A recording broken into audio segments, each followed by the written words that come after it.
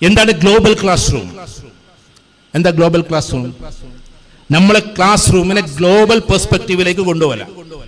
ഒരു പീരീഡ് നമുക്ക് ക്ലാസ് എടുക്കുന്നത് US കാരനായിരിക്കും, ഒരു പീരീഡ് നമുക്ക് ക്ലാസ് എടുക്കുന്ന UK കാരനായിരിക്കും, ഒരു പീരീഡ് ക്ലാസ് എടുക്കുന്നത് കനേഡിയൻ ആയിരിക്കും, ഒരു പീരീഡ് ക്ലാസ് എടുക്കുന്നത് നമുക്ക് IITN ആയിരിക്കും. ഇങ്ങനെ വ്യത്യസ്തമായ ആളുകളെ ഒരു ക്ലാസ് റൂമിലേക്ക് കൊണ്ടുവരലാണ് ശരിക്കും എന്ത് ഈ പറയുന്ന ഗ്ലോബൽ ക്ലാസ് റൂം. ലോകത്തിലെ എല്ലാ ഫാക്കൽറ്റിയെയും നമുക്ക് അവൈലബിൾ ആക്കുക. അങ്ങനെ അവൈലബിൾ ആക്കണമെങ്കിൽ നമ്മൾ ആ ഒരു തലത്തിലേക്ക് ഉയരണം, അല്ലെങ്കിൽ അവർ നിന്നു തരില്ല. നമുക്കതിൽ മെമ്പർഷിപ്പ് എടുക്കണമെങ്കിൽ അതിനൊരു പെഡഗോഗി ഉണ്ട്.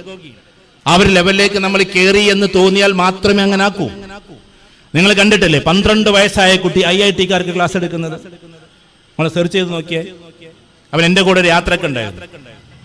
12 വയസ്സുള്ള സമയത്ത് IIT പോയിട്ട് ക്ലാസ് എടുക്കും. ടെക്നോളജിക്കൽ ക്ലാസ് എങ്ങനെ ലഭിക്കുന്നു? IIT-ൽ പോലും പോകാതെ അത് സ്വയമേവ പഠിച്ചെടുക്കുന്ന സാധനങ്ങളാണ്. ചില ടൂളുകൾ ഉപയോഗിച്ച് ഉള്ളിലേക്ക് കയറിപ്പോകലാണ്. അപ്പൊ എഡ്യൂക്കേഷന്റെ മാസ്മരികതയിലേക്ക് നമ്മൾ കയറിപ്പോകണം. അതൊരു ഭാഗം. നമ്മെ സംബന്ധിച്ചിടത്തോളം എഡ്യൂക്കേഷന്റെ പീക്ക് ലെവലിലേക്ക് എത്താൻ വേണ്ടിയിട്ട് ശ്രമം നടത്തലാണ്. നമുക്കുള്ളൊരു പ്രശ്നം ഞാൻ പറഞ്ഞല്ലോ, ഞാൻ നിങ്ങളെ അനിയന്മാർ എന്നേ വിളിക്കുന്നുള്ളൂ. നിങ്ങളുടെ പ്രായത്തിലുള്ള കുട്ടികൾ എനിക്കുണ്ട്. എൻ്റെ 2 മക്കൾ, അവർ UK-ൽ പഠിക്കാം.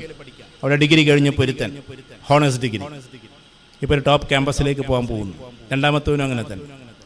അപ്പൊ ഞാൻ പറഞ്ഞു വരുന്നത് ഈ ഗ്ലോബൽ പെർസ്പെക്റ്റീവിലേക്ക് നമ്മൾ കയറുന്നത് എങ്ങനെയാണ്? കൊച്ചുകുട്ടിക്കാലം മുതലേ അതിനോടൊരു പാഷൻ വേണം. എഡ്യൂക്കേഷന് 4 മുഖങ്ങളുണ്ട്. ഒന്ന് ശ്രദ്ധിക്കണേ, 4 മുഖങ്ങൾ. ആ 4 ഫേസസ് ഏതൊക്കെയാണെന്നറിയോ? ഒന്ന് നമുക്ക് വേണ്ടത് ലേണിംഗ് സിസ്റ്റമാണ്. ആ ലേണിംഗ് സിസ്റ്റം എന്ന് പറഞ്ഞാൽ നമ്മൾ കൊണ്ടുനടക്കുന്ന ഈ സാധനമാണ് എഡ്യൂക്കേഷൻ മോഡ്, നമ്മുടെ എക്സാം മോഡ് എന്നൊക്കെ വേണമെങ്കിൽ അതിനെ വിളിക്കാം. അതാണ് ഒരു ഭാഗം. രണ്ടാമത്തത് നമുക്ക് വേണ്ടത് സ്കിൽസ് ആണ്. ഒരുപാട് മാർക്കുണ്ടായി എന്നതുകൊണ്ട് കുട്ടികൾക്ക് സ്കിൽ ഉണ്ടാകില്ല. ഞാൻ ഏതൊരു സ്പീച്ചിൽ സൂചിപ്പിച്ചിട്ടുണ്ട്, കണ്ണൂരിലെ ഫസ്റ്റ് റാങ്കുകാരിയായ ഒരു കുട്ടിയെ ആദരിക്കാൻ വേണ്ടിയിട്ട് പോയി. ഒരു വലിയൊരു സദസ്സൊക്കെ വെച്ചിട്ട് ഫസ്റ്റ് റാങ്കുകാരിയാണ് കണ്ണൂർ യൂണിവേഴ്സിറ്റിയിൽ, അത് MSc ഫിസിക്സ്. ഞാൻ ആ കുട്ടിയോട് പറഞ്ഞു, ജസ്റ്റ് നീ 3 ആളുകൾ കൂടിയതല്ലേ, ഒരു 5 മിനിറ്റ് നന്ദി പറ എന്ന് പറഞ്ഞപ്പോൾ ആ കുട്ടി പറഞ്ഞു, സാർ ഞാൻ ഇതുവരെ മൈക്കിന്റെ മുമ്പിൽ നിന്നിട്ടില്ല, ഞാൻ ആളുകളുടെ മുമ്പിൽ നിന്നിട്ടേ ഇല്ല.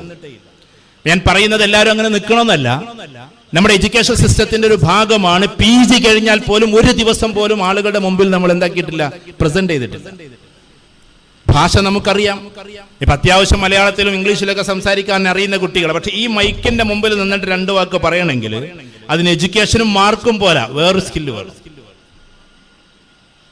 ലോകത്തിൽ എപ്പോഴും നമുക്കൊരു പ്രസരിപ്പ് കാണിക്കണമെങ്കിൽ നമുക്ക് വേറൊരു സ്കില്ല് വേണം. ആ സ്കില്ലുകൾ ഒരുപാടാണ്. പ്രധാനപ്പെട്ട സ്കില്ലൊന്ന് റഫറൻസ് സ്കില്ലാണ്. നന്നായിട്ട് വായിച്ചു മനസ്സിലാക്കാനുള്ള സ്കില്ല്, റഫറൻസ് സ്കില്ല് എന്ന് അതിന് പറയാം. നമ്മുടെ സബ്ജക്റ്റ് അല്ലാത്ത വ്യത്യസ്ത ടോപ്പിക്കുകൾ വായിച്ചുകൊണ്ടേയിരിക്കുക. ഏതൊന്നിനെ കുറിച്ച് ചോദിച്ചു കഴിഞ്ഞാലും ആ ആംഗിളിൽ ഒരു ചെറിയ ടച്ചെങ്കിലും അയാൾക്ക് ഉണ്ടാകും. അതാണ് റഫറൻസ് സ്കിൽ.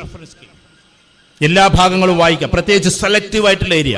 എക്കണോമിക്സിനാണ് പഠിക്കുന്നതെങ്കിലും എന്താണ് സോഷ്യോളജി എന്നറിയണം, ഹിസ്റ്ററിയുടെ പാർട്ടുകൾ അറിയണം. അപ്പൊ ആ പാട്ടിന്റെ ഭാഗമാണ് ancient history, medieval history, modern history. Modern history എവിടെ നിന്ന് തുടങ്ങുന്നു? ഇന്ത്യൻ മോഡേൺ ഹിസ്റ്ററി എവിടെ നിന്ന് തുടങ്ങുന്നു?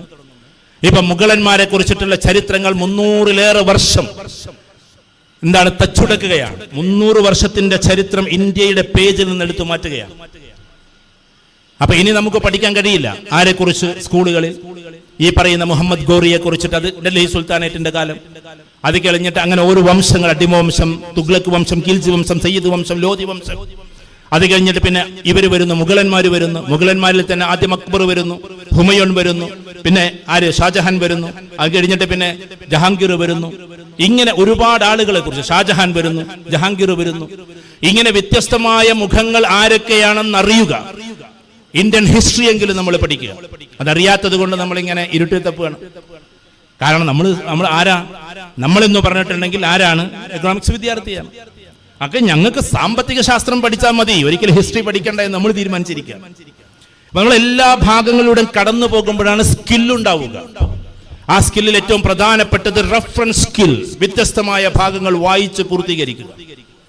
കേരളത്തിൽ ഏറ്റവും കൂടുതൽ വായിക്കപ്പെട്ട പുസ്തകം ഏത്? 3 എണ്ണത്തിന്റെ പേര് പറയാൻ പറ്റുമോ? മലയാള സാഹിത്യത്തിൽ ഏറ്റവും കൂടുതൽ വായിക്കപ്പെട്ട 3 പുസ്തകങ്ങൾ. ആ 3 പുസ്തകത്തിന്റെ പേരൊന്ന് പറഞ്ഞാട്ടെ. ഇനി 5000-10000 ഒന്നുമില്ല, അത് സാധാരണ ചോദ്യങ്ങളാണ്.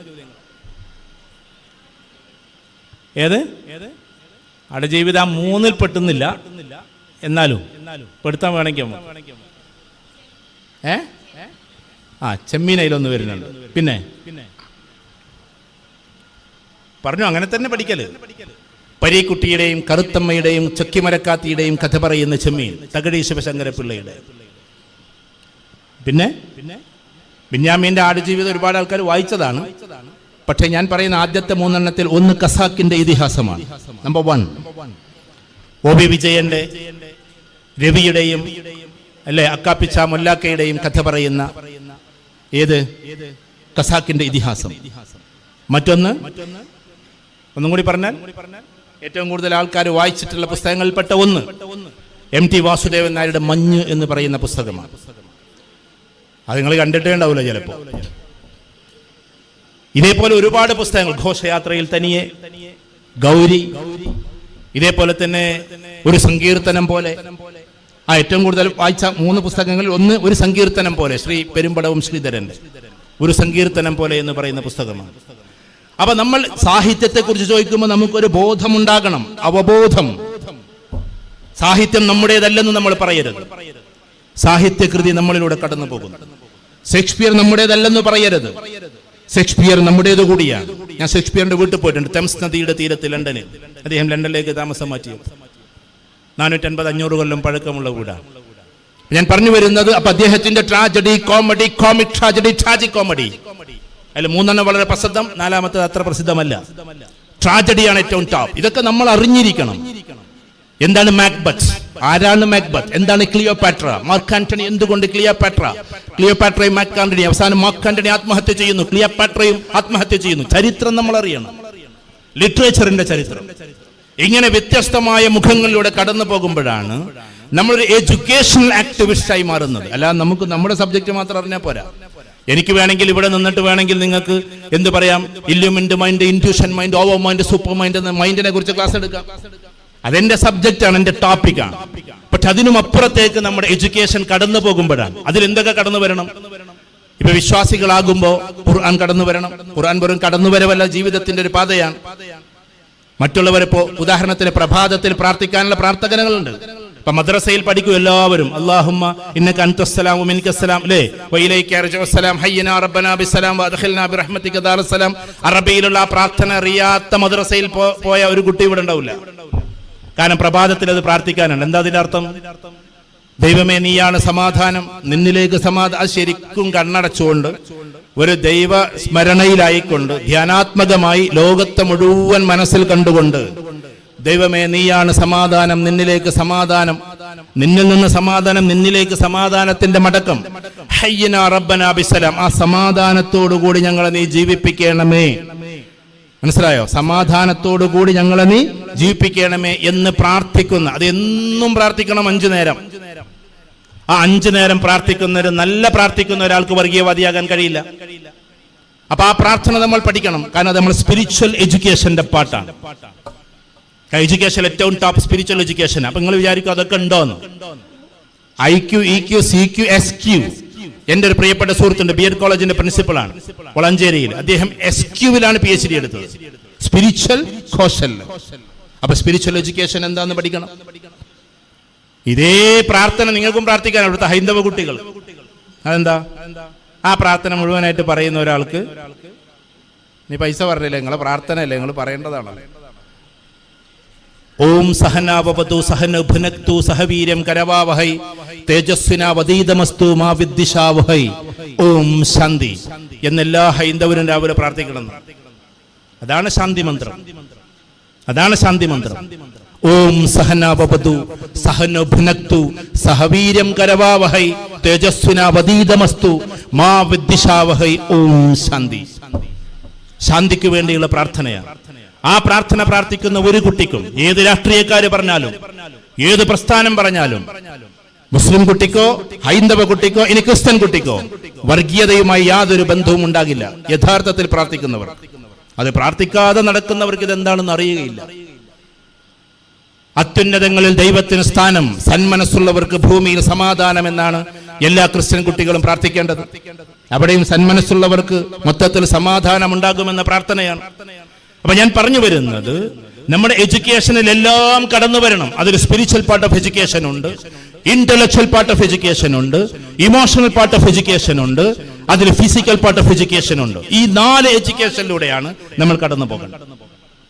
ഏതൊക്കെ ഒന്ന് പറഞ്ഞാട്ടെ. ആദ്യം ചെറുതിൽ നിന്ന് തുടങ്ങാം. ഒന്ന് ഫിസിക്കൽ പാർട്ട് ഓഫ് എഡ്യൂക്കേഷൻ.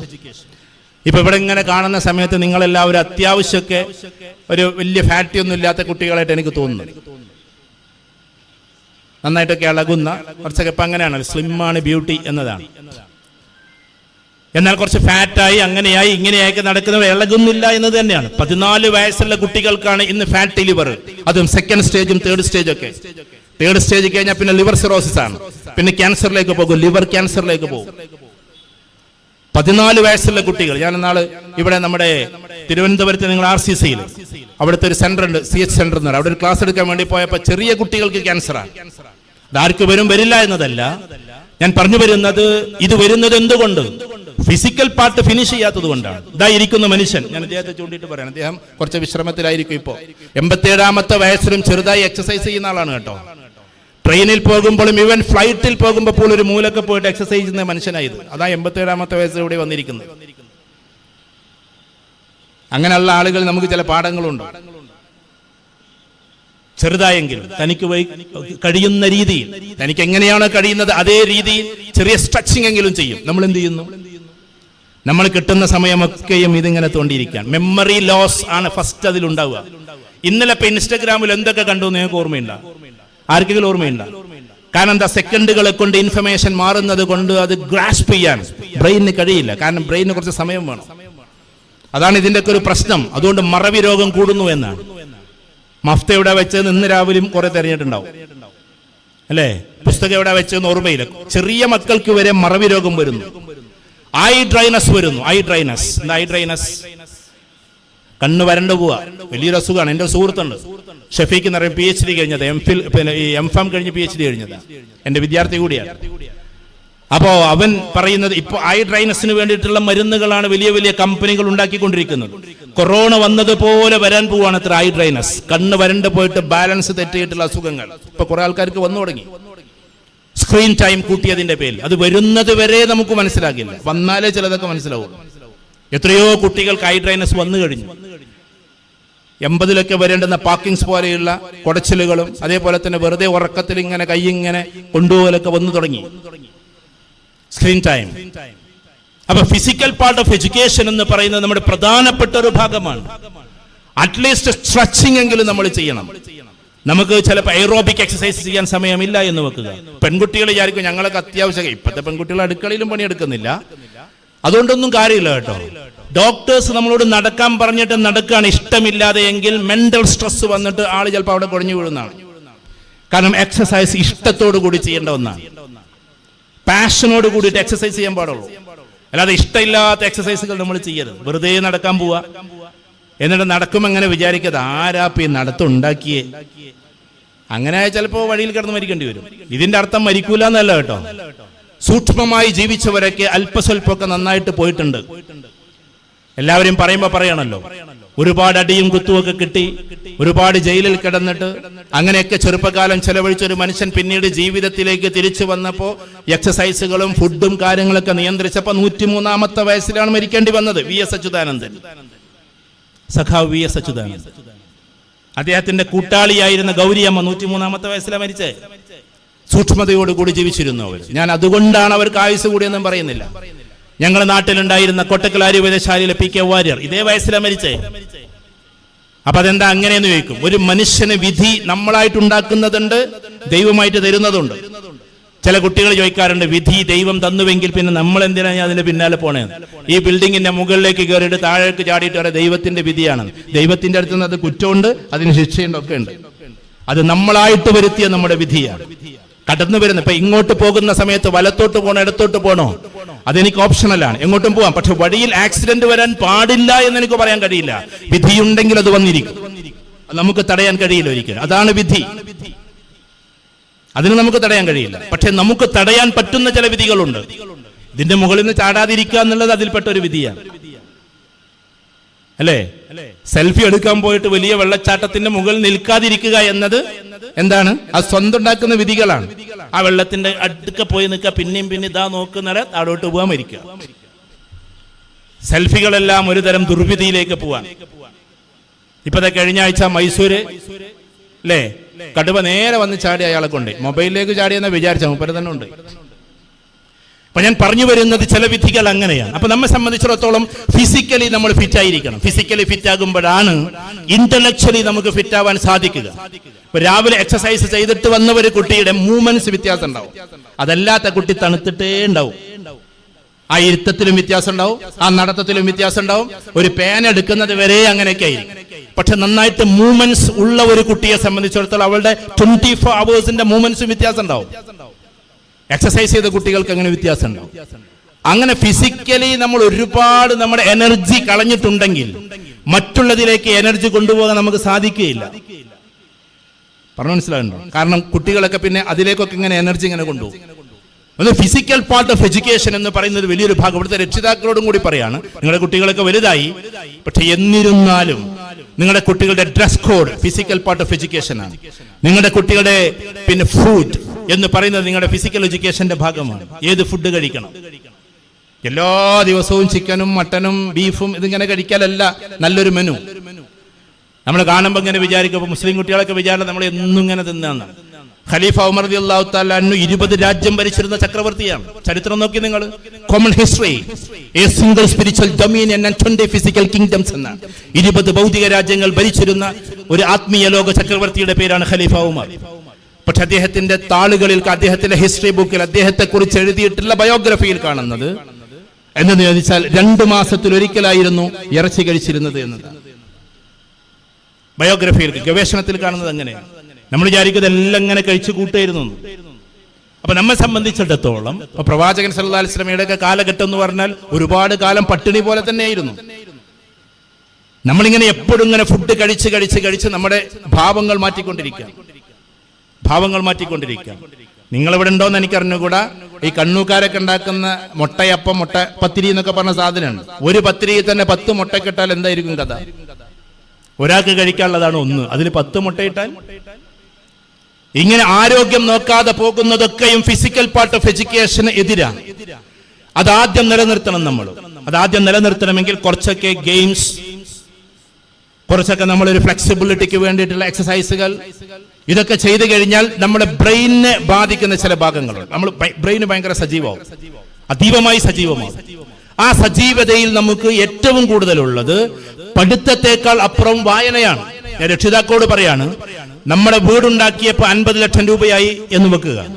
50 ലക്ഷം രൂപയുടെ വീട്ടിൽ 5 ലക്ഷം രൂപയുടെ പുസ്തകമില്ലെങ്കിൽ പിന്നെ വീട് വെറുതെയാണ്. 50 ലക്ഷം രൂപയുടെ വീട്ടിൽ 5 ലക്ഷം രൂപയുടെ പുസ്തകമെങ്കിലും ഉണ്ടാവണം. ഇപ്പൊ ഞാനിവിടെ കടക്കൽ അബ്ദുൽ അസീസ് മൗലവിയുടെ വീട്ടിൽ അവിടെയൊക്കെ പോയി, അവിടെയൊക്കെ ലൈബ്രറിക്ക് വേണ്ടിയിട്ട് ഒരു ഇടം തന്നെയുണ്ട്, ചെറുതെങ്കിലും. ഞാൻ ചോദിക്കുന്നത്, നമ്മുടെ വീട്ടിൽ അങ്ങനെ ഒരു ഇടമുണ്ടോ? നമ്മുടെ വീട്ടിലേക്ക് ഇങ്ങനെ നോക്കുന്ന സമയത്ത് നിങ്ങൾക്ക് ദേഷ്യം തോന്നുന്നുണ്ടോ എന്നോട്? കാർക്കശ്യത്തോടെ പറയുന്നു തോന്നുന്നുണ്ടോ ടീച്ചറെ? ഇല്ലല്ലോ, കാര്യം പറഞ്ഞോട്ടെ, കുഴപ്പമില്ലല്ലോ മക്കളെ, തന്നെയല്ലേ? ചിരിച്ചോണ്ട് പറയണോ? നമ്മൾ വീട് കണ്ടാൽ എന്താ നമുക്ക് തോന്നുക? നിങ്ങളൊന്ന് പറഞ്ഞോട്ടെ. ആദ്യം നമ്മൾ കാണുന്ന ഒരു കിച്ചണാണ്. മിക്കവാറും കുട്ടികൾ കിച്ചണിലൂടെ കയറാം, ആൺകുട്ടികൾ വരെ ഇപ്പൊ കിച്ചണിലൂടെ കയറാൻ തുടങ്ങും.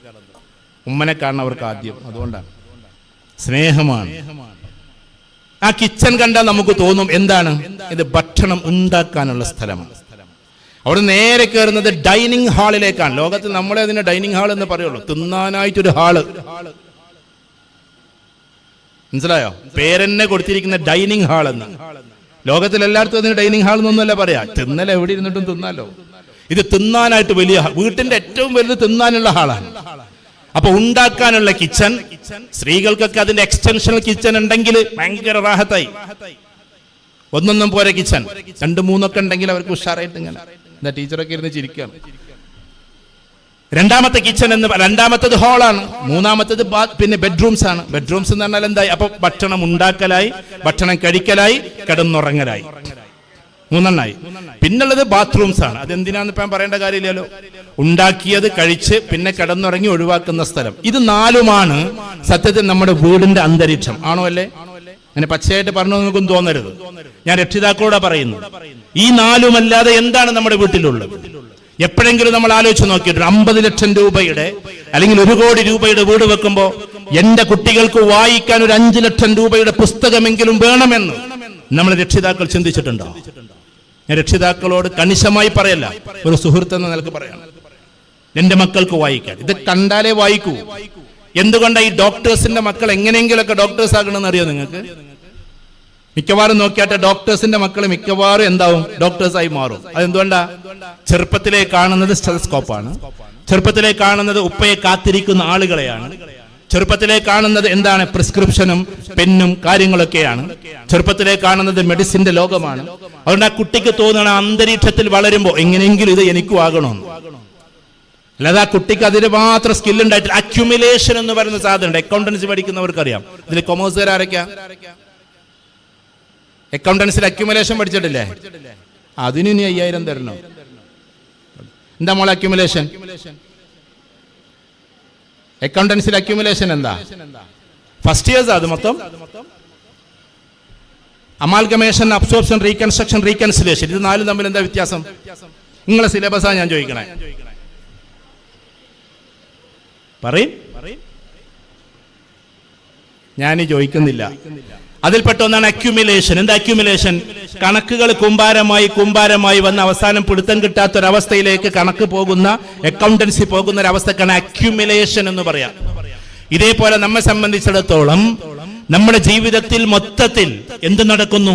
വിദ്യാഭ്യാസത്തിന്റെ വ്യത്യസ്തമായ മേഖലകളില്ലാതെ കടന്നു പോകുന്നു. ശ്രദ്ധിക്കണേ. അപ്പൊ എന്ത് സംഭവിക്കുന്നു?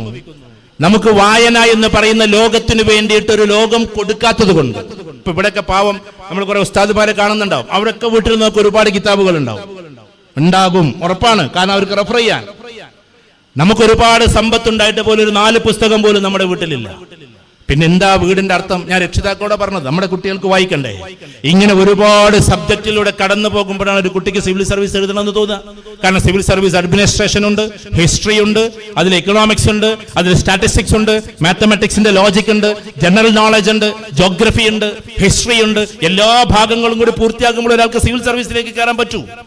അല്ലാതെ നിങ്ങൾ പറയുന്ന ഒരു എക്കണോമിക്സിലൂടെ മാത്രം പോയാലൊന്നും സിവിൽ സർവീസ് കഴിയില്ല. അപ്പൊ നമുക്ക് മാസ്മരികമായ ഒരു ലോകത്തിലേക്ക് കയറണമെങ്കിൽ രണ്ടാമത്തെ എഡ്യൂക്കേഷൻ ആണ് intellectual part of education. Intellectual part. ആ ഇന്റലക്ച്വൽ പാർട്ടിൽ ഏറ്റവും പ്രധാനപ്പെട്ടത് ലിംഗ്വിസ്റ്റിക് എബിലിറ്റിയാണ്, ഭാഷാ നൈപുണ്യം. എന്താ ഭാഷാ നൈപുണ്യം? നന്നായിട്ട് ഭാഷ പഠിക്കുക. അതാ ഞാൻ നേരത്തെ ഭാഷ വെച്ച് തുടങ്ങിയത്. ഈ ഭാഷ എന്ന് പറയുന്നത് പഠിപ്പിക്കേണ്ട, ടീച്ചേഴ്സ് ക്ഷമിക്കണം കേട്ടോ, പഠിപ്പിക്കേണ്ട രീതിയിലല്ല നമ്മൾ പഠിക്കുന്നത്. ഭാഷ പഠിക്കേണ്ട രീതി ഏതാ? ഒന്ന് ഇന്ററാക്റ്റീവ് ആവടോ. ഞാൻ തന്നെ ഇങ്ങനെ പറഞ്ഞു പോകേണ്ടതില്ല. LSRW, അതാണ് ലിംഗ്വിസ്റ്റിക് എബിലിറ്റിക്ക് വേണ്ട സ്കില്ല്. LSRW എന്താ? അത് listening, speaking, reading and writing. ഈ മെത്തേഡിൽ നിങ്ങൾ ഇംഗ്ലീഷ് ഒന്ന് പഠിച്ചു നോക്ക്, പെട്ടെന്ന് ഇംഗ്ലീഷ് നമുക്ക് വഴങ്ങും. ആദ്യം ലിസണിങ്, ഒരുപാട് കേൾക്കണം. കേട്ട് അതിന്റെ ഒരു അഡിക്ഷൻ വരാണ്ട് നമുക്ക് അതിങ്ങനെ വന്നു കഴിഞ്ഞാൽ പിന്നെ സ്പീക്കിംഗ് അറിയാതെ നമ്മൾ പറഞ്ഞു. പിന്നെയാണ് റീഡിംഗ്, വായന മൂന്നാമത്തതാണ്, റൈറ്റിംഗ് ലാസ്റ്റ് ആണ്.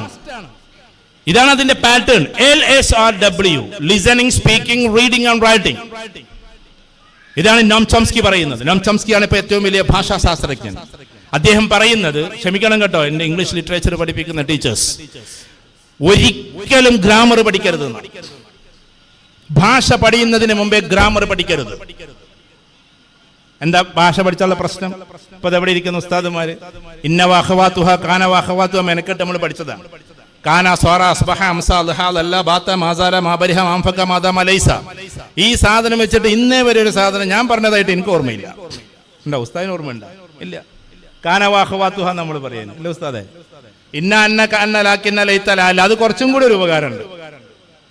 അപ്പൊ ഗ്രാമർ എന്ന് പറഞ്ഞാൽ അടർത്തിയെടുത്ത ചില സാധനങ്ങളാണ്. കർമ്മണി പ്രയോഗവും കർത്തരി പ്രയോഗവും തമ്മിലുള്ള വ്യത്യാസം എന്താ? Please raise the hands. മലയാളത്തിന്റെ ഗ്രാമറാ കർമ്മണിയും കർത്തരിയും, വൃത്തവും ഇതിവൃത്തവും, ഘടം. എന്താ അതൊക്കെ തമ്മിലുള്ള വ്യത്യാസം? ഇതൊക്കെ അറിഞ്ഞിട്ടാണ് നമ്മൾ മലയാളം പറഞ്ഞേ? അല്ല. അപ്പൊ ഭാഷ പറയാൻ ഗ്രാമർ കോൺഷ്യസ് വേണം.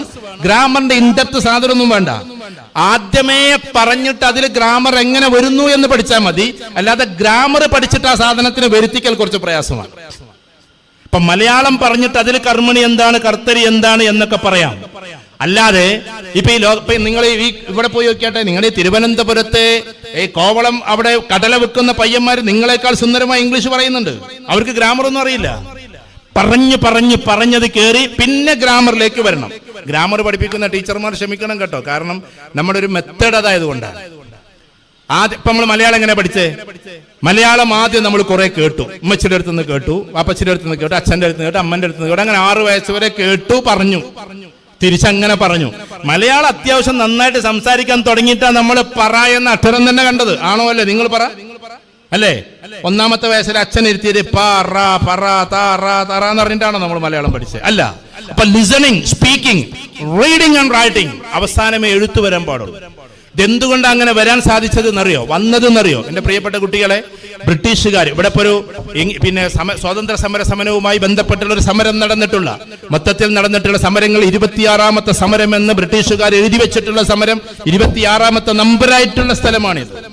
അങ്ങനെയുള്ള സ്ഥലത്ത് വന്ന് സംസാരിക്കുമ്പോൾ ഞാൻ നിങ്ങളോട് പറഞ്ഞോട്ടെ, അന്ന് ബ്രിട്ടീഷുകാർക്ക് ഗുമസ്തന്മാർ ആവശ്യമുണ്ടായിരുന്നു, ഗ്രാമർ തെറ്റാതെ എഴുതുന്ന ആളുകളെ. അതുകൊണ്ട് അവർ തല തിരിച്ചു പഠിപ്പിച്ചു. ആദ്യം തന്നെ എഴുതിപ്പിച്ചു, പിന്നെന്താക്കി ഗ്രാമർ പഠിപ്പിച്ചു. പറയാൻ നമ്മളെ കൊണ്ട് പഠിപ്പിച്ചില്ല. അതുകൊണ്ട് ഇന്നും ആളുകൾക്ക് പറയാൻ പേടിയാണ്. കാരണം പറഞ്ഞാൽ അവരോട് മുട്ടുമെന്നായി, അവരോട് സംസാരിക്കുമെന്നായി. ആ സംസാരം അവർക്ക് പേടിയായി. കാരണം ഇന്ത്യയിൽ അങ്ങനെ ഒരുപാട് ആളുകൾ സംസാരിച്ചിട്ടുണ്ട്. ഇനി ചരിത്രത്തിന്റെ ഒറ്റ ഭാഗം പറഞ്ഞോട്ടെ, ഞാൻ എപ്പോഴോ സൂചിപ്പിച്ചിട്ടുണ്ട്, വളരെ ശ്രദ്ധിക്കണേ. നിങ്ങൾ വെറുതെ ഒന്നിങ്ങനെ കണ്ടു നോക്കിയാട്ടെ. നിങ്ങളെപ്പോലൊരു വിദ്യാർത്ഥി, ആ വിദ്യാർത്ഥി വിദേശത്തേക്ക് പഠിക്കാൻ വേണ്ടി പോകുന്നു. യതീമായി വളർന്ന ഒരു കുട്ടിയാണ്. യതീം എന്ന് പറഞ്ഞാൽ മനസ്സിലായില്ലേ? നിങ്ങൾക്ക് ഇവിടെ യതീംഖാന ഉണ്ടല്ലോ. അനാഥനായി വളർന്ന കുട്ടി ഷൗക്കത്ത് അലിയും മുഹമ്മദ് അലിയും. ഒരു ഉമ്മയുടെ രണ്ട് മക്കളാണ്. ഇവരെ രണ്ടുപേരെയും പഠിപ്പിക്കുന്നു. അതിൽ മുഹമ്മദ് അലി കുറച്ചും കൂടി കേമനായതുകൊണ്ട്, നന്നായിട്ട് സംസാരിക്കാൻ അറിയുന്ന ആളും ഒക്കെ ആയതുകൊണ്ട് അദ്ദേഹത്തിനെ ബ്രിട്ടനിലേക്ക് പഠിപ്പിക്കാൻ വേണ്ടി വിടുന്നു. ഏത് ക്യാമ്പസ് എന്നറിയോ? ഏത് ക്യാമ്പസ്? ഇന്ന് കുട്ടികൾക്കൊക്കെ വിദേശത്തേക്ക് പോകാൻ വലിയ ആഗ്രഹമാണ്. പക്ഷെ എങ്ങോട്ടാ പോണത്? 16 ലക്ഷം റുപ്യക്ക് ഏജൻസികൾക്ക് കൊടുത്തിട്ട് ഏതെങ്കിലും തേർഡ് റേറ്റ് യൂണിവേഴ്സിറ്റിയിലേക്ക്. അതിലേക്കല്ല നമ്മൾ പോണ്ടേ. നിങ്ങൾ ക്ഷമിക്കണം കേട്ടോ, എല്ലാ ഏജൻസികളോടും മാപ്പ്. നിങ്ങൾ അവർക്ക് പൈസ കൊടുത്തേണ്ട എങ്ങനെങ്കിലും ടിക്കറ്റ് എടുത്താൽ കണ്ട് കേരളല്ല. ടെസ്റ്റുകൾ എഴുതിയിട്ട് നിങ്ങൾ പോ. ആ പോക്കിന് നിങ്ങളുടെ ബുദ്ധിമതി. ഇപ്പൊ അതാ എന്റെ മൊബൈലിൽ നിങ്ങൾക്ക് കാണാൻ പറ്റും, അവിടെ അമീന എന്ന് പറയുന്ന ഒരു പെൺകുട്ടി. വേണമെങ്കിൽ ലാസ്റ്റ് നമ്പർ തരാം. അമീന എന്ന് പറയുന്ന പെൺകുട്ടി, ആ പെൺകുട്ടി സാധാരണ ഒരു ഉസ്താദിന്റെ 4 പെൺമക്കളിൽ ഒരു മോളാണ്. മലപ്പുറം ജില്ലയിലെ അരീക്കോട് എന്ന് പറയുന്ന സ്ഥലത്ത്. ആ പെൺകുട്ടി ഇതേപോലെ എപ്പോഴോ സ്പീച്ച് കേട്ടു. ഒരു ദിവസം എനിക്കൊണ്ടൊരു മെസ്സേജ് അയക്കുന്നു, ഒരുപാട് നന്ദിയുണ്ടെന്നൊക്കെ പറഞ്ഞിട്ട്. എന്തോ ആവട്ടെ. അപ്പൊ ആ കുട്ടി പിന്നീട് US-ലെ നമ്മളൊക്കെ പറയുന്ന ഹാർവാർഡ് ബിസിനസ് സ്കൂളിന്റെ, ഹാർവാർഡ് യൂണിവേഴ്സിറ്റിയുടെ അവിടുത്തെ മെഡിക്കൽ കോളേജിലെ സീറ്റ് കിട്ടിയിട്ട് പോവാണ്. ഹാർവാർഡ് മെഡിക്കൽ സ്കൂളിൽ ഇപ്പൊ ഞാൻ ഈ പറയുമ്പോഴും അമീന അവിടെ പഠിച്ചുകൊണ്ടിരിക്കുകയാണ്. എത്രയോ മെനക്കെട്ട് പോകണം. അപ്പൊ അരീക്കോട് എന്ന് പറയുന്ന സ്ഥലത്തിരുന്നിട്ട് കമ്പ്യൂട്ടറിലൂടെ ടെസ്റ്റുകൾ എഴുതിയിട്ട് അതിന്റെ സീറ്റൊക്കെ തരപ്പെടുത്തിയിട്ട് ലോകത്തിലെ ഏറ്റവും വലിയ മെഡിക്കൽ ക്യാമ്പസ് എന്നറിയപ്പെടുന്ന ക്യാമ്പസിലേക്ക് പോവാണ് അരീക്കോട്ട് എന്നൊരു കുട്ടി. എന്തുകൊണ്ട് നിങ്ങൾക്ക് ആയിക്കൂടാ? നിങ്ങൾ മെഡിക്കൽ ഫീൽഡ് അല്ലാന്ന് വെക്ക്. ഇവിടെയുള്ള എത്ര കുട്ടികൾക്ക് പറ്റും വീട്ടിലിരുന്നിട്ട് ടെസ്റ്റുകൾ എഴുതിയിട്ട് ഏറ്റവും മനോഹരമായിട്ട് ഹാർവാർഡിലും കാംബ്രിഡ്ജിലും പോയി പഠിക്കാൻ, ഓക്സ്ഫോർഡിലും പോയി പഠിക്കാൻ ഒരു നയാ പൈസയുടെ ആവശ്യമില്ല. ഞാൻ ആവർത്തിച്ചു പറയുന്നു, ലണ്ടൻ സ്കൂൾ ഓഫ് എക്കണോമിക്സ്, ഇതാണ് ഇന്റലക്ച്വൽ പാർട്ട് ഓഫ് എഡ്യൂക്കേഷൻ. നിങ്ങൾ വിദേശത്തേക്ക് പോകുന്നു, തിരുവനന്തപുരത്തെ കുട്ടികൾ, കൊല്ലത്തെ കുട്ടികൾ, മലപ്പുറത്തെ കുട്ടികളൊക്കെ. എന്നിട്ട് ഏതിലേക്ക്? വെയിൽസ് യൂണിവേഴ്സിറ്റിയിലേക്ക്. ഞാൻ വെയിൽസ് യൂണിവേഴ്സിറ്റിയെ മോശമാക്കല്ല, എല്ലാവരും പറയുന്ന എന്താണ് ഓക്സ്ഫോർഡ്ഷയർ യൂണിവേഴ്സിറ്റിയിലേക്ക്. ഇങ്ങനെ ചുരുക്കി പറഞ്ഞാൽ ഒരുപാട് ടോപ്പ് റേഞ്ച് യൂണിവേഴ്സിറ്റികളിലേക്കൊന്നും കുട്ടികളില്ല. ആകെ പോകുന്നത് എങ്ങോട്ടാണ്? ഈ സാദാ സീതാ യൂണിവേഴ്സിറ്റിയിലേക്കാണ്. അപ്പൊ നമ്മെ സംബന്ധിച്ചിടത്തോളം ഏതിലേക്കാ പോകേണ്ടത്? എല്ലാവരും ഒന്ന് എഴുന്നേറ്റട്ടെ പ്ലീസ്. ഞാനൊന്നിങ്ങനെ ഇതേറ്റ് അങ്ങോട്ട് പോയിക്കോട്ടെ, കുഴപ്പമില്ലല്ലോ.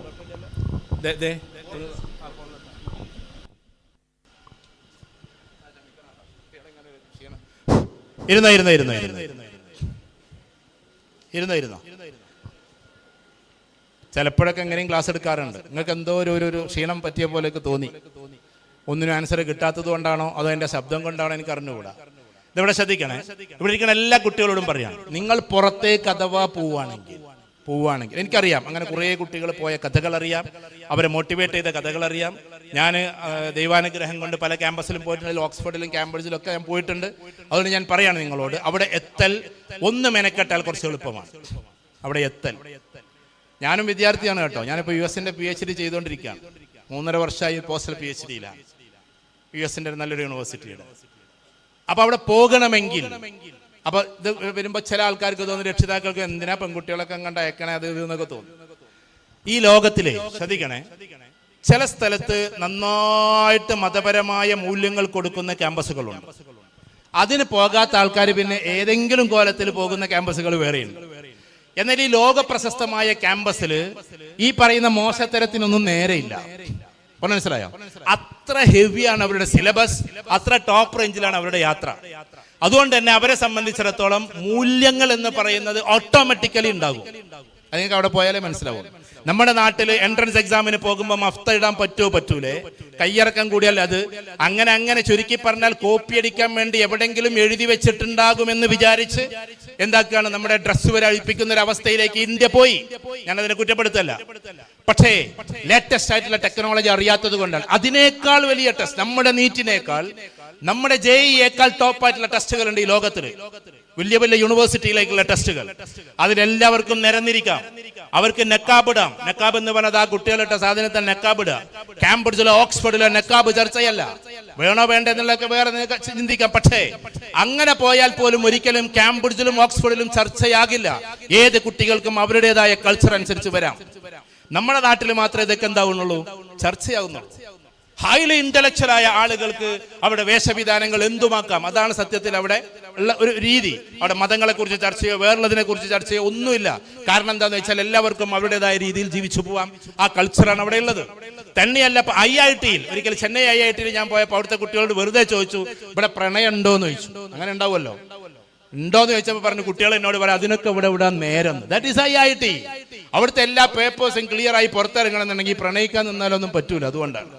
അപ്പൊ സീരിയസ് സ്റ്റുഡൻസ് എപ്പോഴും എന്തായിരിക്കും, വളരെ ലെജൻഡ് ആയിരിക്കും, ഇതിഹാസ തുല്യമായിരിക്കും അവരുടെ ലൈഫ്. അവിടെ ടോട്ടൽ യാത്ര അങ്ങനെ ആയിരിക്കും.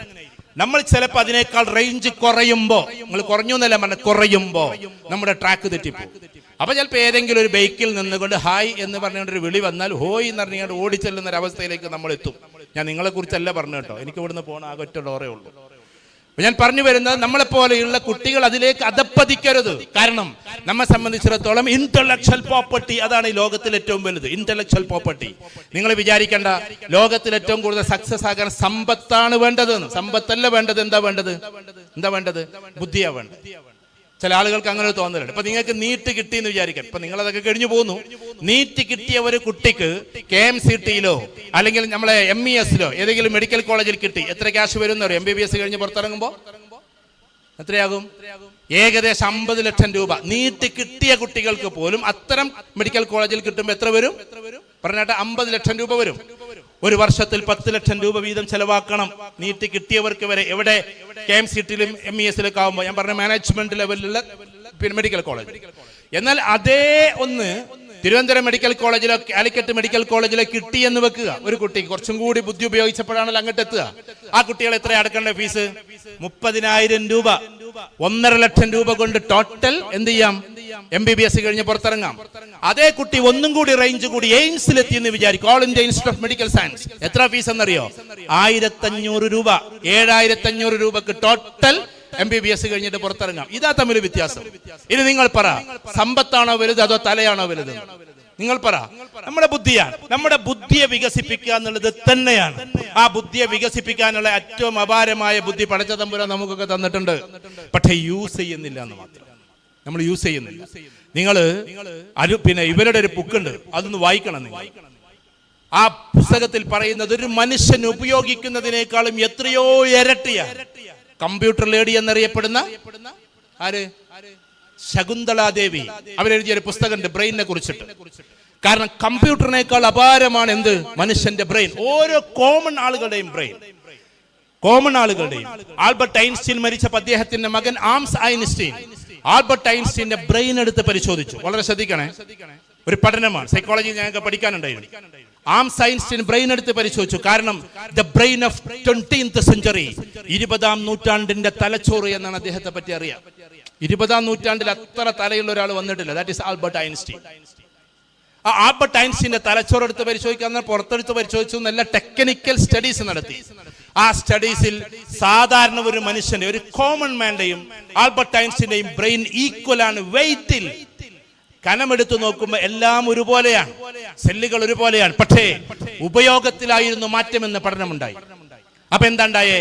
അവിടെയാണ് കോൺസെൻട്രേഷൻ എന്ന് പറയുന്ന സാധനവും അറ്റൻഷൻ എന്ന് പറയുന്ന സാധനവും വ്യത്യസ്തമായി നിൽക്കുന്നത്. ഫോർ എക്സാമ്പിൾ, ഇവിടെ നിന്നൊരു ഒരു പിടി മണ്ണെടുത്തിട്ട് നേരെ വിദ്യാർത്ഥിയും എന്താണ്, ഇപ്പൊ എന്നെ തന്നെ എറിഞ്ഞു എന്ന് വിചാരിക്കും, അത് അവിടെ കൊടുത്തിട്ടാണ് സുലൈമാൻ മേൽപ്പത്തൂർ. എന്റെ ഫോട്ടോയിലേക്ക് നിങ്ങൾ എറിഞ്ഞു, പിന്നെ വേറെലേക്ക് എറിയണ്ടല്ലോ. എന്റെ ഫോട്ടോയിലേക്ക് എന്ത് സംഭവിക്കും? ഒരു പിടി മണ്ണ് ഇവിടെ നിന്ന് എടുത്തെറിഞ്ഞാൽ ഒന്നുപോലും അവിടെ കൊള്ളില്ല, അത് ധൂളിയായിട്ട് പറക്കും, ആണോ അല്ലേ? സ്കാറ്റേഡ് ആയിട്ട് പോകും. പക്ഷെ അതേ സാധനത്തെ ഒന്നും കൂടി നമ്മളൊന്ന് സ്പെസിഫൈ ചെയ്തിട്ടൊന്ന് കുഴച്ച് നനച്ചാൽ, കൃത്യമായി ഉന്നം നോക്കിയാൽ എല്ലാം അവിടെ പതിക്കും. ആ നനവിന്റെ പേരാണ് കോൺസെൻട്രേഷൻ.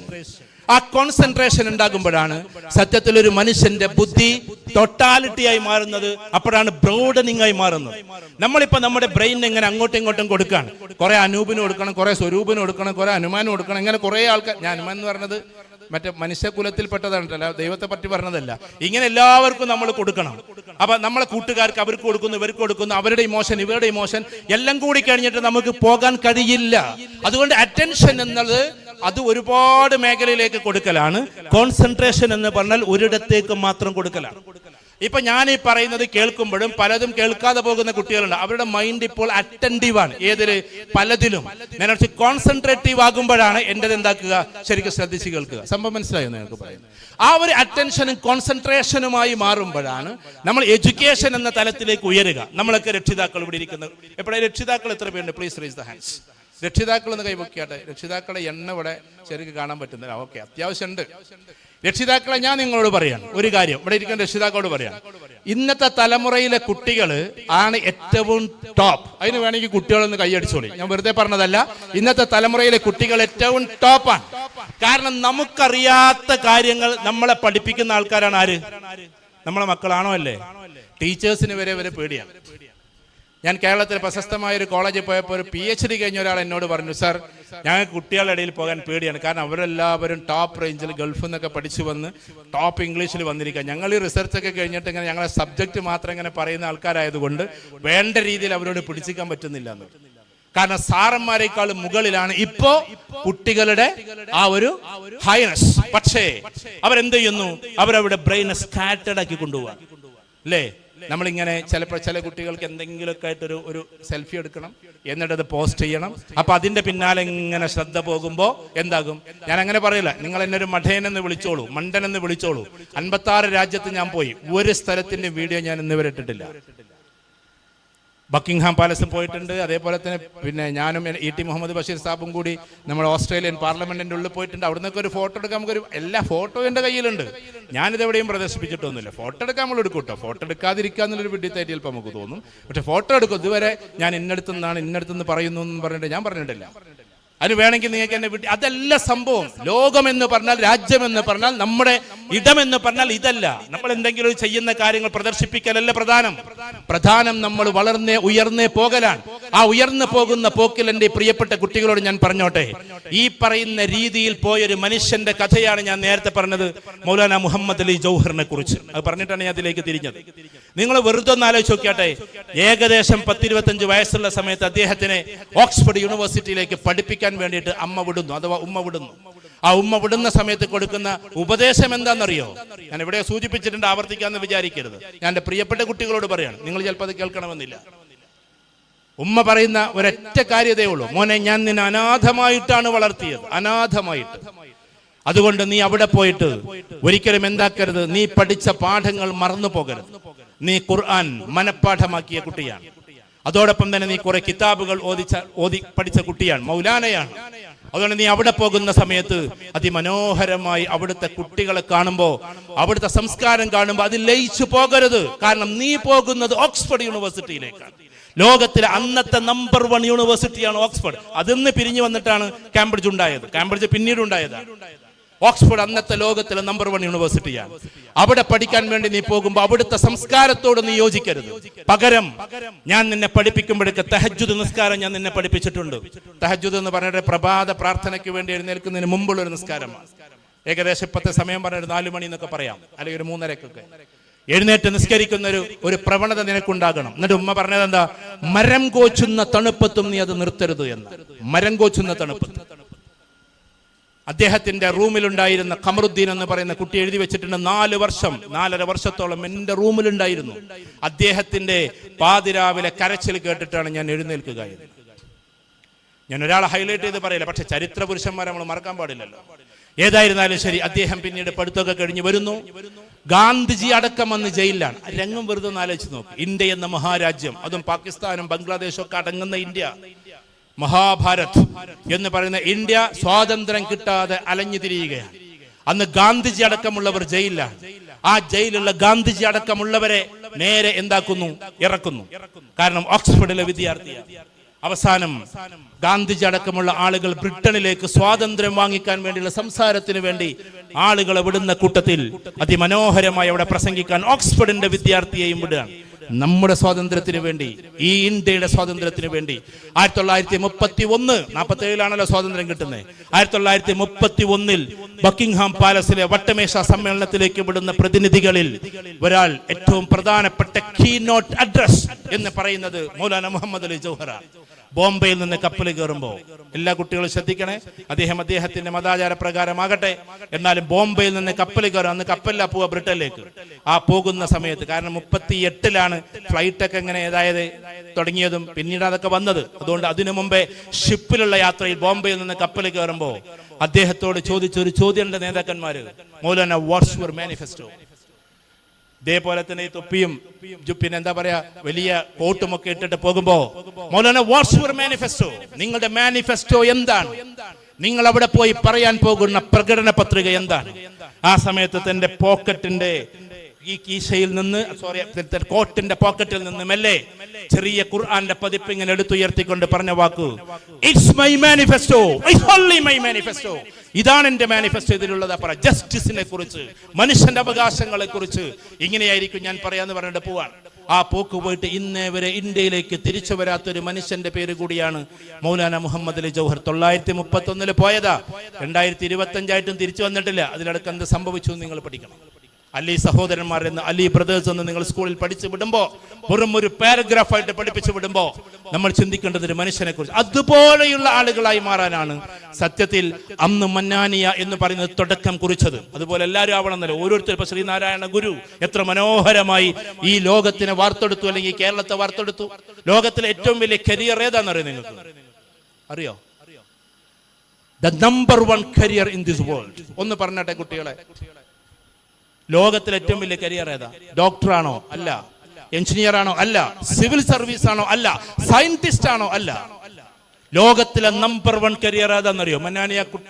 മന്നാനിയ കോളേജിലെ കുട്ടികൾ ഇന്നെങ്കിലും അതൊന്ന് പഠിക്കുക, അല്ലെങ്കിൽ ഒന്ന് വായിച്ച് മനസ്സിലാക്കി, അല്ലെങ്കിൽ റിസർച്ച് ചെയ്യുക. സെർച്ചിങ് അല്ല, റിസർച്ച്. സെർച്ച് വേറെ, വെറുതെ സെർച്ച് ചെയ്ത് ഇങ്ങനെ സെർച്ച് ചെയ്യുമ്പോൾ അത് റിസർച്ച് ചെയ്തിട്ട് നിങ്ങൾക്ക് തരുന്നത്. AI റിസർച്ച് ചെയ്തിട്ടാണ് നിങ്ങൾ സെർച്ചിങ്ങിലേക്ക് വരുന്നത്. അപ്പൊ നിങ്ങൾ റിസർച്ച് തന്നെ ചെയ്യണം. അപ്പൊ നിങ്ങൾക്ക് മറുപടി കിട്ടും. Number 1 career in this world എന്ന് പറഞ്ഞാൽ അതെന്താണെന്നറിയോ? സോഷ്യൽ റിഫോമർ എന്നത്. സമൂഹത്തെ വാർത്തെടുക്കുന്ന മനുഷ്യരെയാണ് സോഷ്യൽ റിഫോമർ എന്ന് പറയാം. അപ്പൊ സോഷ്യൽ റിഫോമേഴ്സ് ആകല. അയാൾ ഡോക്ടർ ആകാം ഒരു പക്ഷേ, അയാൾ എഞ്ചിനീയർ ആകാം ഒരു പക്ഷേ, അയാൾ കലക്ടർ ആകാം ഒരു പക്ഷേ, അയാൾ ഒരു പക്ഷേ സയന്റിസ്റ്റ് ആകാം. APJ Abdul Kalam technical scientist ആയിരുന്നു, പക്ഷെ അദ്ദേഹം ഒരു സോഷ്യൽ റിഫോമർ ആയി. പറഞ്ഞു മനസ്സിലുണ്ടോ? കേരളം സന്ദർശിക്കാൻ വേണ്ടിയിട്ട് ഒരിക്കലും നിയമസഭ കൊണ്ടുവന്നു. ശ്രദ്ധിക്കണേ, നിയമസഭ കേൾക്കാൻ വേണ്ടി അദ്ദേഹത്തിന് അതിഥിയായി കൊണ്ടുവന്നു. ഹെലിപ്പാഡുകൾ ഉണ്ടാക്കി, ബാരിക്കേഡുകൾ ഉണ്ടാക്കി, മിലിറ്ററികൾ നിരന്നു. കാരണം അദ്ദേഹം ടെക്നിക്കൽ സയന്റിസ്റ്റ് ആണ്, മിസൈൽ മാൻ ആണ്, അതോടൊപ്പം വന്ന് പ്രസിഡന്റും കൂടിയാണ്. Z category protection, Z category protection.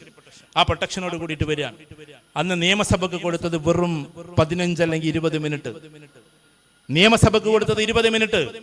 പക്ഷേ തൊട്ടപ്പുറത്ത് തിരുവനന്തപുരത്തെ നിങ്ങളുടെ സ്കൂളിന് സമയം കൊടുത്തത് 3 മണിക്കൂർ, അതും അൺഒഫീഷ്യലായിട്ട്. അന്ന് കൂടെ ഉണ്ടായിരുന്ന നമ്മൾ പറയുന്ന ബ്ലാക്ക് ആർട്സ് പ്രൊട്ടക്ഷൻ, ആ ആളുകളൊക്കെ മാറി നിൽക്കേണ്ടി വന്നു. കാരണം കുട്ടികൾക്കിടയിലൂടെയായിരുന്നു അന്ന് APJ അബ്ദുൽ കലാം നടന്നത്. കാരണം പ്രസിഡന്റ് എന്ന് പറയുന്ന പദത്തേക്കാൾ അധ്യാപകൻ എന്ന് പറയുന്ന പദത്തിലേക്ക് അദ്ദേഹം ഉയരുകയായിരുന്നു. ഇവിടെ ഇരിക്കുന്ന ടീച്ചേഴ്സിനെ നിങ്ങൾ ശ്രദ്ധിച്ചോ, ഈ ടീച്ചേഴ്സിന്റെ സ്ഥാനം എല്ലാ പ്രസിഡന്റുമാരുടെയും അപ്പുറത്താണെന്ന് നിങ്ങൾ തീരുമാനിക്കണം. അപ്പോഴേ അധ്യാപകനെ മാനിക്കാൻ നമുക്ക് പറ്റും. കാരണം ഈ ലോകത്തിലെ ഏറ്റവും ആദരവ് പിടിച്ചു വാങ്ങുന്ന ആൾക്കാർ സത്യത്തിൽ ഫോഴ്സ്ഫുള്ളി അല്ലാതെ അത് അധ്യാപകരാണ്. ആണോ അല്ലേ? നിങ്ങൾ പറയട്ടെ. പറയുമ്പോൾ നിങ്ങൾക്ക് ഒന്നും തോന്നണമൊന്നുമില്ല, ഞങ്ങളെ ടീച്ചർമാരോ എന്നാ നിങ്ങൾക്ക് തോന്നുന്നേ. ടീച്ചേഴ്സ് അതാണ്. നിങ്ങൾ ഭാവിയിൽ കളക്ടറായെന്ന് വിചാരിക്കും. ജില്ലാ കളക്ടർ, തിരുവനന്തപുരം ജില്ലയുടെ കളക്ടറായിട്ട് ഇരിക്കുക, ഡിസ്ട്രിക്ട് കളക്ടർ. ആ സമയത്ത് ഫയലുകൾ ഇങ്ങനെ ഒപ്പുവെക്കാൻ. ഡോക്ടേഴ്സ് കടന്നു വരുമ്പോഴും മേ ഐ കമിൻ സർ എന്ന് ചോദിക്കണം. എഞ്ചിനീയേഴ്സ് കടന്നു വരുമ്പോഴും ചോദിക്കണം. വേണോ വേണ്ടേ? വേണം. ആര് കടന്നു വരുമ്പോഴും ചോദിക്കണം. കാരണം അദ്ദേഹം പ്രോട്ടോകോൾ അനുസരിച്ച് ഒരുപാട് മേലെയാണ്. പക്ഷെ അദ്ദേഹത്തിന് LKGയിലോ അല്ലെങ്കിൽ 4ാം ക്ലാസ്സിലോ പഠിപ്പിച്ച അധ്യാപകൻ എങ്ങനെ കടന്നു പോകാന്ന് വിചാരിക്കും. ഏതോ ഒരു നാരായണൻകുട്ടി സാറ്. കളക്ടർ പറയാണ് എൻ്റെ അധ്യാപകനാണ് പോണത്, വിളിക്കുന്നത്. സാറ് പറഞ്ഞ ഉടനെ തന്നെ നേരെ സ്റ്റാഫ് പോയിട്ട് പറയും, സാറേ നിങ്ങളെ സാറ് വിളിക്കുന്നു. ഇതിൽ ആരാ ഏറ്റവും വലിയ സാറ് എന്ന് തന്നെ കൺഫ്യൂഷനാണ് കുട്ടിക്ക്. സാറേ നിങ്ങളെ സാറ് വിളിക്കുന്നു. അങ്ങനെ സാറിന്റെ അടുക്കലേക്ക് വരുമ്പോൾ ഡിസ്ട്രിക്ട് കളക്ടർ പിന്നെ അവിടെ ഇരിക്കില്ല, മെല്ലെ എഴുന്നേൽക്കും. ഒരു ഡോക്ടറെ കണ്ടാൽ എഴുന്നേൽക്കാത്ത, എഞ്ചിനീയറെ കണ്ടാൽ എഴുന്നേൽക്കാത്ത, ഈവൻ സയന്റിസ്റ്റിനെ കണ്ടാൽ പോലും എഴുന്നേൽക്കാത്ത കളക്ടർ ഒരു ഉദാഹരണം പറയാണ്. തന്റെ അധ്യാപകനെ കാണുമ്പോൾ എഴുന്നേൽക്കും. എന്നിട്ട് ആൾക്കൂട്ടത്തിൽ വെച്ച്, അപ്പോഴേക്കും കളക്ടറേമാന്റെ അധ്യാപകൻ വന്നിട്ടുണ്ട് എന്ന് പറയുമ്പോൾ എല്ലാരും കൂടി ഇങ്ങനെ കൂടി നിൽക്കുമ്പോ ആ ആൾക്കൂട്ടത്തിൽ വെച്ചിട്ട് തോളത്ത് ഇങ്ങനെ തട്ടിയിട്ട്, ജസ്റ്റ് ഇങ്ങനെ ചുമലിൽ തട്ടിയിട്ട്, പോട്ടടാ മോനെ എന്ന് പറയാൻ ഈ ലോകത്തിൽ ഒരാൾക്ക് അവകാശമുള്ളൂ, അധികാരമുള്ളൂ. അവന്റെ പേരാണ് അധ്യാപകൻ. അത് നമ്മൾ തിരിച്ചറിയണം. അതാണ് ടീച്ചേഴ്സ്, അതാണ് ടീച്ചേഴ്സ് എന്ന് പറഞ്ഞു. ആ ഒരു അധ്യാപകനായിട്ടായിരുന്നു അന്ന് APJ അബ്ദുൽ കലാം നിന്ന്. അതുകൊണ്ടാണ് സോഷ്യൽ റിഫോമേഴ്സ് എന്ന് പറഞ്ഞാൽ നിങ്ങൾക്കിത് വലിയൊരു കാര്യമായിട്ട് ഒരു പക്ഷേ തോന്നി. എൻ്റെ പ്രിയപ്പെട്ട അനിയത്തിമാർ, ഇപ്പൊ ഇവിടെ ഇരിക്കുന്ന മനുഷ്യൻ, ഞാൻ പറഞ്ഞല്ലോ 87ാമത്തെ വയസ്സിൽ അപ്പുറത്തിരിക്കുന്ന തൊടിയൂർ ഉസ്താദ്, ഇവരൊക്കെ അത് കാണുമ്പോൾ ഇവരത് തുടങ്ങി വെച്ചിട്ടുണ്ട് റിഫോമേഷൻ. ചെറുതെങ്കിലും ചെറുത്. ആ റിഫോമേഷന്റെ ഭാഗമായിട്ടാണ് അവരും ഒരുപാട് കുട്ടികൾ പഠിച്ചു പോയി. ഇവിടത്തെ കുട്ടി, ഞാൻ ഒരിക്കൽ ഇതേപോലെ തന്നെ 2-3 തവണ പോയിട്ടുണ്ട് മഹാരാജാസ് കോളേജിൽ. അവിടെ ഒരിക്കൽ ഇവിടെ മന്നാനിയയിൽ പഠിച്ചിട്ടൊരു കുട്ടിയായിരുന്നു, അവിടെ അന്ന് പ്രിൻസിപ്പൾ ആയിരുന്നു. മന്നാനിയയില വിദ്യാർത്ഥിയാണ്. അദ്ദേഹത്തിന്റെ പേരെന്താ? ഷാജില അല്ലേ? ഇവിടെ പഠിച്ച കുട്ടി അവിടെ പ്രിൻസിപ്പൾ. കേരളത്തിലെ പ്രശസ്തമായിട്ടുള്ള ക്യാമ്പസ്, നിങ്ങൾ പറയുന്ന മമ്മൂട്ടിയും എല്ലാവരും പഠിച്ചിട്ടുള്ള ക്യാമ്പസിന്റെ പ്രിൻസിപ്പളാണ്. ഇവിടെ പഠിച്ച കുട്ടിയായിരുന്നു മന്നാനി. അപ്പൊ ഞാൻ പറഞ്ഞു വരുന്നത് എന്തെന്ന് വെച്ചാൽ, സോഷ്യൽ റിഫോമർ, അത് അധ്യാപകനാകാം, പലതും ആകാം. സമൂഹത്തെ വാർത്തെടുക്കുന്നതാണ് ഏറ്റവും ടോപ്പ് റേഞ്ച്. അങ്ങനെയുള്ള ഒരു മനുഷ്യന്റെ കഥയാണ് ഞാൻ പറയുന്നത്. അങ്ങനെ അദ്ദേഹം പോകുന്നു. അവിടെ പോകുമ്പോ 80 രാജ്യം ഭരിക്കുന്ന ചക്രവർത്തിയാണ് അന്നാര് ജോർജ്. രംഗം വെറുതെ ഒന്ന് കണ്ടു നോക്കും. ബക്കിംഗ്ഹാം പാലസ് എന്ന് പറഞ്ഞ വലിയ കൊട്ടാരാണ് കേട്ടോ. അതിന്റെ ഹാള് ഈ ലോകത്തിലെ എന്തും ആളുകൾക്ക് വില കൊടുത്തു വാങ്ങാം. എന്നാൽ എലോൺ മാസ്കിന് പോലും വാങ്ങാൻ പറ്റാത്ത ഒരു പ്രോപ്പർട്ടിയുടെ പേരാണ് ബക്കിംഗ്ഹാം പാലസ്. കാരണം അത് അതിന്റെ ആധാരം അങ്ങനെ ഉണ്ടാക്കിയിട്ടുള്ളത് ഒരാൾക്കും കൈമാറ്റം ചെയ്യാൻ പാടില്ല. 1000 വർഷം കഴിഞ്ഞാലും ഒരു എലോൺ മാസ്കിനും വാങ്ങാൻ പറ്റാത്ത ഒരു പാർലമെന്റ് ഹാളിന്റെ പേരാണ് ബക്കിംഗ്ഹാം പാലസ്. അതിന്റെ അകത്ത് നിന്ന് ബ്രിട്ടീഷ് റൂളേഴ്സ് ഭരിച്ചിരുന്ന ബക്കിംഗ്ഹാം പാലസിന്റെ മുമ്പിൽ നിന്നുകൊണ്ട്, അതിന്റെ സീറ്റിൽ നിന്നുകൊണ്ട് അദ്ദേഹം സംസാരിക്കണേ. വെറുതെ ഒന്ന് കണ്ടുനോക്കിയാട്ടെ മനസ്സിലൊന്ന്. അദ്ദേഹം ഇങ്ങനെ പറഞ്ഞപ്പോ അദ്ദേഹം പറഞ്ഞ വാക്ക്, എനിക്ക് തരണം നിങ്ങൾ എന്ത്, ജസ്റ്റ് കുറച്ച് മിനിറ്റുകൾ എനിക്ക് സംസാരിക്കാൻ. ജോർജിന് മനസ്സിലായി. ജോർജ് എന്ന് പറഞ്ഞാൽ 80 രാജ്യം ഭരിക്കുന്ന ചക്രവർത്തിയാണ്, ഡയറക്ട്ലി ഓർ ഇൻഡയറക്ട്ലി. അതുകൊണ്ട് ജോർജിന് മനസ്സിലായി ഇയാൾ ഇവിടെ ആകെ കസറുന്നു. കാരണം ഓക്സ്ഫോർഡിന്റെ വിദ്യാർത്ഥിയാണ്, അപാരമായി പ്രസംഗിക്കുന്ന ആളാണ്, ഭാഷാ പണ്ഡിതനാണ്. അതോടൊപ്പം തന്നെ അദ്ദേഹം ഓക്സ്ഫോർഡിന്റെ എഡിറ്റർ കൂടിയായിരുന്നു, സ്റ്റുഡന്റ് എഡിറ്റർ ആ പഠിച്ചിരുന്ന കാലം. അദ്ദേഹത്തെ പറയാണ്, നിങ്ങൾക്ക് 5 മിനിറ്റ് അനുവദിച്ചിരിക്കുന്നു, only 5 minutes. I am the representative of 32 crores. ഞാൻ 32 കോടി ജനതയുടെ പ്രതിനിധിയാണ്. അന്ന് ഇന്ത്യയിൽ 32 കോടി ജനങ്ങളാണ്, ഏകദേശം കാനേഷുമാരി കണക്ക്. ഞാൻ 32 കോടി ജനതയുടെ പ്രതിനിധിയാണ്. അതുകൊണ്ട് 1 കോടി ജനതയ്ക്ക് 1 മിനിറ്റ് താ, എന്നിട്ട് എനിക്ക് 32 മിനിറ്റ് തരണം എന്റെ ഇന്ത്യയുടെ കാര്യം പറയാൻ. നമ്മുടെ ഇന്ത്യയുടെ, നമ്മളൊക്കെ സ്വാതന്ത്ര്യം കാട്ടിയിട്ട് ഇങ്ങനെ പോകുന്നുണ്ടല്ലോ. പഴയ കാലത്ത് എങ്ങനെയാ, പാവപ്പെട്ടവര് കുമിഞ്ഞൊടുക്കണം, ബ്രിട്ടീഷുകാർ അവന്റെ പുറത്ത് ചവിട്ടിട്ട് അങ്ങോട്ട് ഇറങ്ങുക. ഏതിൽ നിന്ന്?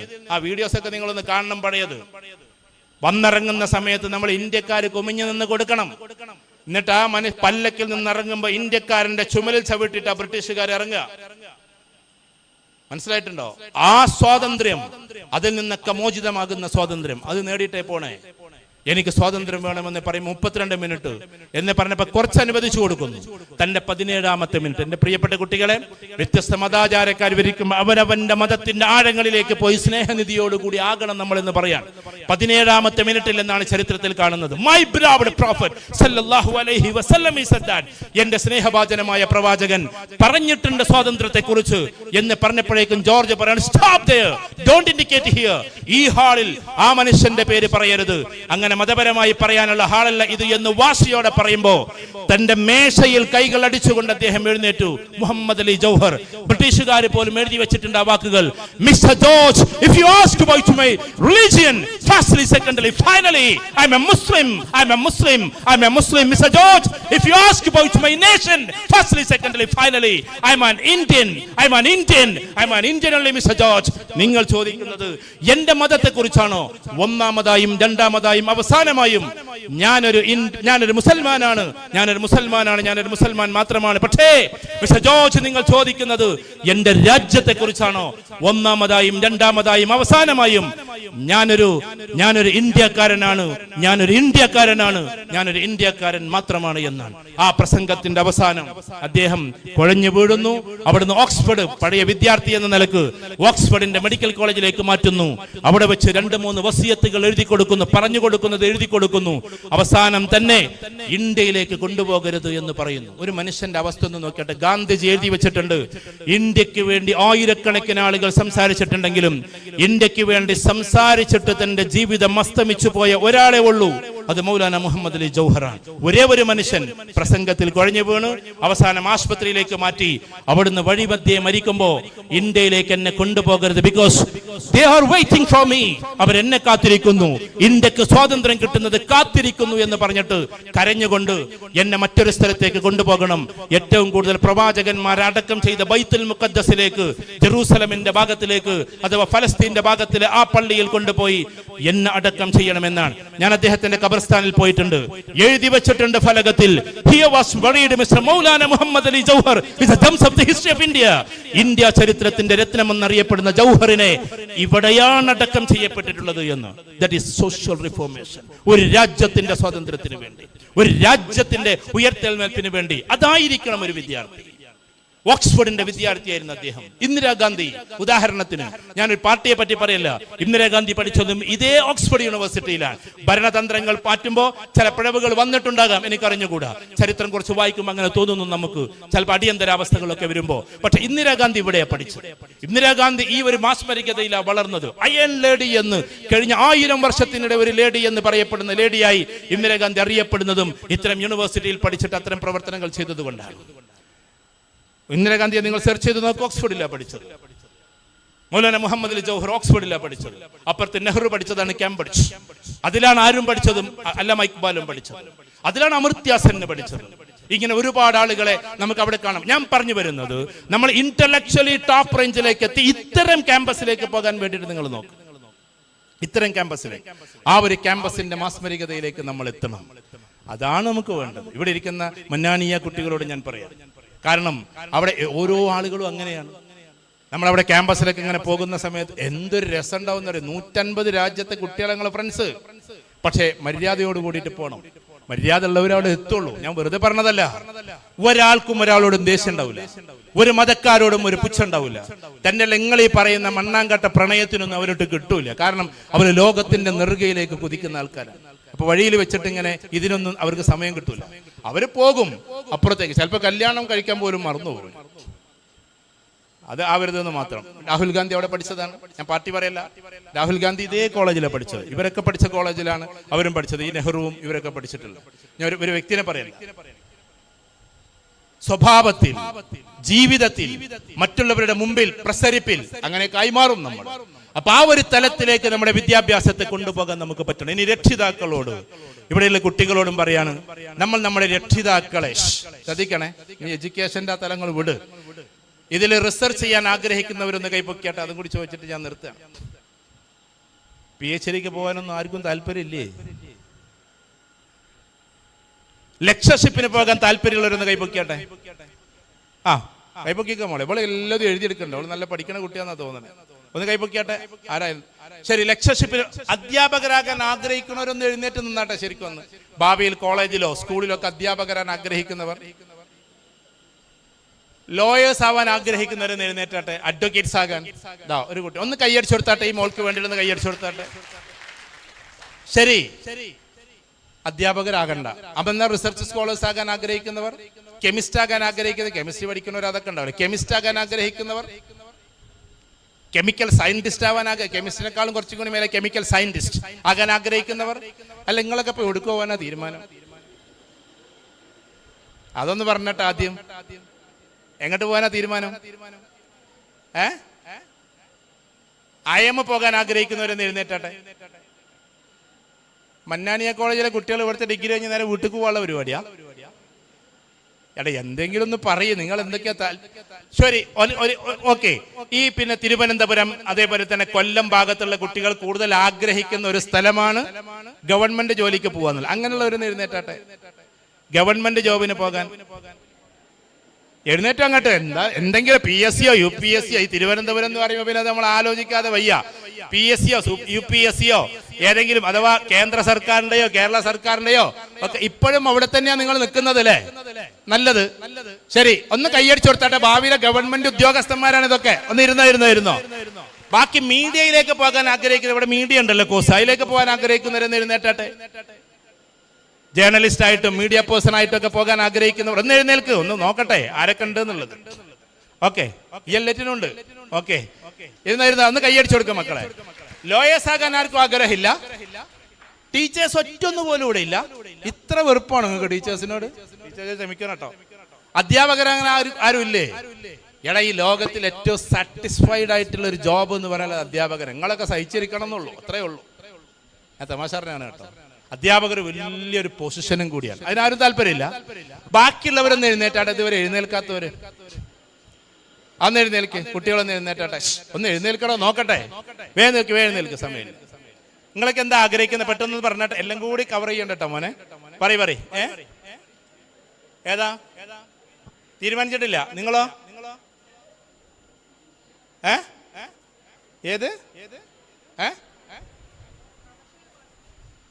പ്രൊഫഷണൽ? എങ്ങനെ?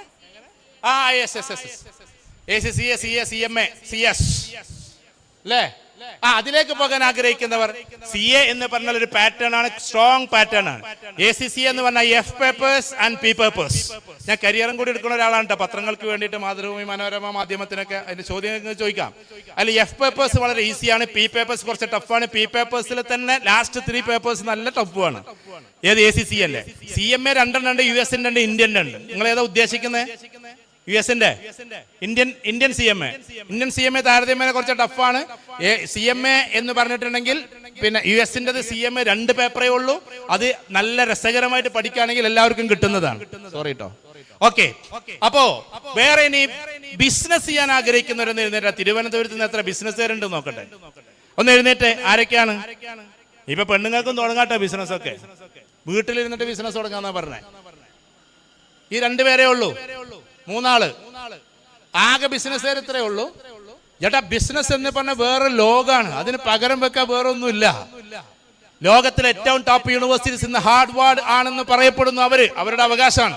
ആ ഹാർവാർഡിലെ നമ്പർ 1 ഹാർവാർഡ് ബിസിനസ് സ്കൂളാണ്. ബിസിനസിനെ കുറിച്ച് പഠിപ്പിക്കല ലോകത്തിലെ നമ്പർ 1 സെന്റേഴ്സിന്റെ നമ്പർ 1 പണി. അതുകൊണ്ട് ബിസിനസ് എന്ന് പറഞ്ഞപ്പോൾ ഇന്ത്യയിലെ ഏറ്റവും ടോപ്പ് IIM ആണ്, ഇന്ത്യൻ ഇൻസ്റ്റിറ്റ്യൂട്ട് ഓഫ് മാനേജ്മെന്റ്. അതിലേക്ക് പോകാൻ ആഗ്രഹിക്കുന്നവരെന്ന് എഴുന്നേറ്റാട്ടെ. ആരുമില്ല. ബാക്കിയുള്ളവരെനി ആരൊക്കെ എഴുന്നേൽക്കാനുള്ളവരൊന്ന് ബാക്കിയൊന്ന് എഴുന്നേറ്റാട്ടെ. ജസ്റ്റ് ഒന്ന് എഴുന്നേൽക്കടാ. ഇനി ബാക്കിയുള്ളവരൊന്ന് എഴുന്നേറ്റാട്ടെ. ഇതുവരെ എഴുന്നേൽക്കാത്ത. ഞാൻ എഴുന്നേറ്റില്ലെങ്കിൽ ആരും കാണില്ല എന്നാണ്. സത്യസന്ധമായി ഒന്ന് എഴുന്നേൽക്ക്. ആരാണ് ഇനി എഴുന്നേൽക്കാൻ ബാക്കിയുള്ളത്? വിദ്യാർത്ഥികളൊന്ന് എഴുന്നേറ്റാട്ടെ.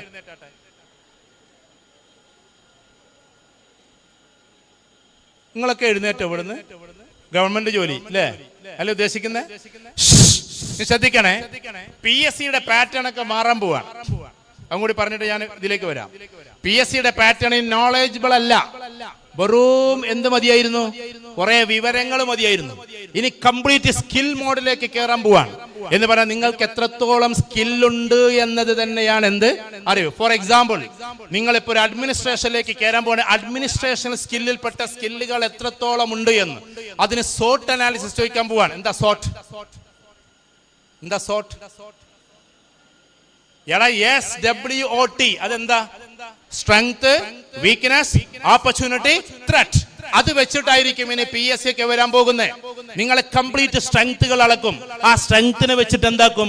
കംപ്ലീറ്റ് ലോകങ്ങൾ തീർക്കും. അതുകൊണ്ട് ഇവിടെ ഇരിക്കുന്ന കുട്ടികൾ കൃത്യമായിട്ട് എന്താക്കണം? സ്കിൽ മോഡിലേക്ക് പോകണം. അതിൽ ഒന്ന് ഞാൻ പറഞ്ഞുള്ള റെഫറൻസ് സ്കിൽ, മറ്റൊന്ന് ഡാറ്റ ഇന്റർപ്രിട്ടേഷൻ ആണ്. ഡാറ്റകൾ കിട്ടിക്കഴിഞ്ഞാൽ അത് മറ്റുള്ളവരോട് അവതരിപ്പിക്കാനുള്ള ശേഷി, ഓറലി ഓർ റിട്ടൺലി.